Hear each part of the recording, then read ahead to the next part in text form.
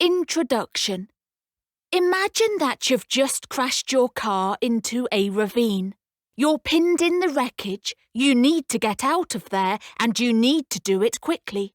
Now imagine that somebody knocks on your window and offers help. They don't have any rope or tools with them, so what do? Again, imagine that you got lost in a forest that you were familiar with. There's good shelter and water nearby. If only you could figure out how to get there. What do? Are these scenarios more reassuring or frightening? Or this time, you have a cell phone with you, but it's dead. With 4 friends and the use of a few items that you have with you, can you build an emergency shelter to get by for the night? Survival scenarios don't change much over time, but the tools that mankind uses change dramatically. In medieval times, when grizzly bears roamed the forests and a horse was a precious commodity, a spear would be sufficient. In modern times, a cell phone and a hammer would allow survival in the wilderness. And just as fears have changed, so have tools to handle them. In medieval times, being feared was synonymous with being dead.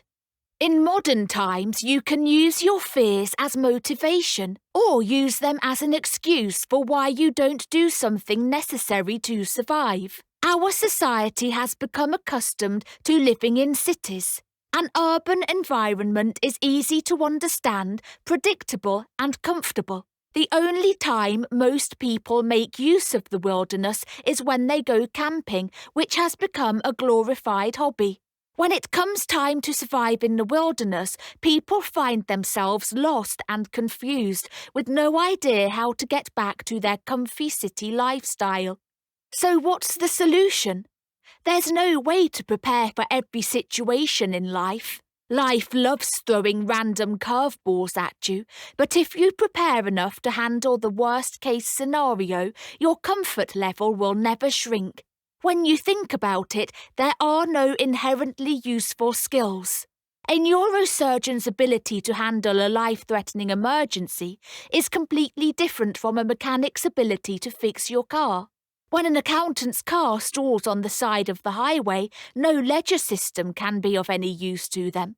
The trick is to know how to make the best use of whatever tools are at your disposal. This book will give you the knowledge to build structures using wood and fire, as well as how to survive in those structures for as long as possible.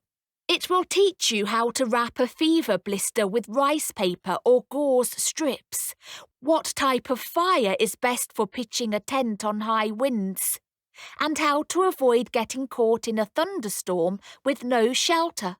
This book will teach you to survive the worst-case scenario, and because it's based on real knowledge rather than useless skills, it might just be the book that saves your life.